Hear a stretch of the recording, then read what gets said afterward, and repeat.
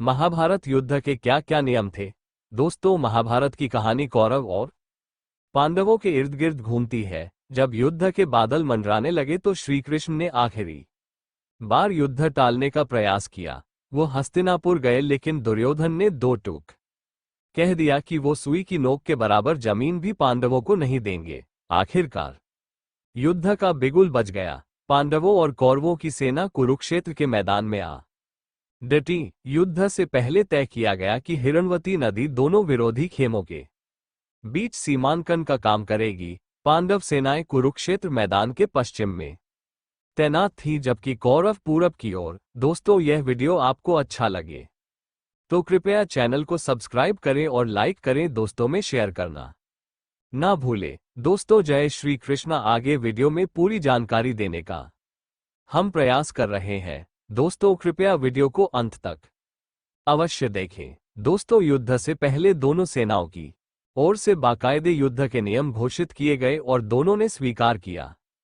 दोनों पक्षों की ओर से तय आचार संहिता के मुताबिक युद्ध सूर्योदय से सूर्यास्त तक होना था। यह भी तय हुआ कि लड़ाई दो समान योद्धाओं के बीच होगी। एक रथ दूसरे रथ का मुकाबला करेगा तो एक धनुर्धर दूसरे धनुर्धर का। दो धनुर्धर या रथ एक ही शत्रु के विरुद्ध युद्ध नहीं कर सकते। जो भी युद्ध क्षेत्र को छोड़ेगा या पीछे हटेगा, उसका पीछा या अपमान नहीं किया जा सकता। किसी पर अनजाने में या पीछे से विश्वासघात करके हमला नहीं किया जा सकता था। निहत्थे पर भी हमले की मनाही थी। साथ ही सेवकों पर भी हमले की पाबंदी लगाई गई थी। संकुल युद्ध या एकल युद्ध के नियम पैदल सैनिकों और अक्षौहिणियों के सिपाहियों पर भी लागू थे। युद्ध के इन नियमों का हर समय कड़ाई से पालन किया जाना था, क्योंकि युद्ध एक सामरिक सम्मान का मामला था।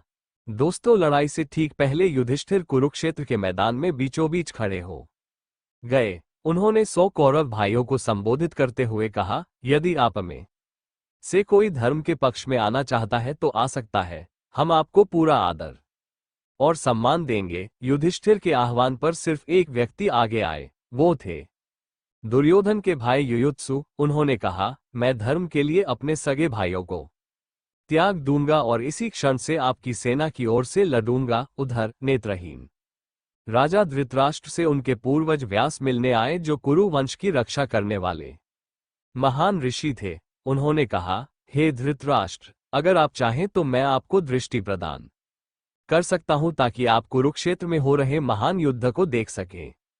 हालांकि धृतराष्ट्र ने इस प्रस्ताव को ठुकरा दिया। व्यास ने तब कौरवों के एक रिश्तेदार संजय को अंतर्दृष्टि का उपहार दिया, ताकि वह रणक्षेत्र के समाचार नेत्रहीन राजा को दे सके। औपचारिक रूप से युद्ध शुरू होने से पहले कुरुक्षेत्र का मैदान भयंकर सिंहनाद से गूंज उठा। तुरही, नरसिंघे, नगाड़े और शंखों की हुंकार हवा में गूंज उठी। गदाओं की गड़गड़ाहट, हवा में उड़ने वाले बाणों की तीखी आवाज, इस्पात से इस्पात की तेज टक्कर, ये सभी तैयारी के स्वर थे, क्योंकि सैनिक अंतिम रूप से अपने अस्त्रों शस्त्रों का परीक्षण कर रहे थे। कुरुक्षेत्र में अचानक सन्नाटा छा गया जब युधिष्ठिर ने अपना कवच उतारा और अपने शस्त्रों को सावधानी से भूमि पर रख दिया। वह निहत्थे ही अपने परदादा भीष्म और अपने शिक्षकों द्रोणाचार्य और कृपाचार्य और चाचा शल्य सहित अन्य वरिष्ठों के पास गए और युद्ध शुरू करने की अनुमति मांगी। दोस्तों, भीष्म ने युधिष्ठिर को आशीर्वाद दिया और कहा, युद्ध तय है और हमें लड़ना चाहिए। फिर भी तुम धर्म के मार्ग पर चले हो और तुम्हारी नैतिक विजय पहले ही हो चुकी है। इतना कहकर उन्होंने अपनी आंखों से आंसू पोंछे और कुरुक्षेत्र युद्ध के लिए तैयार हो गया।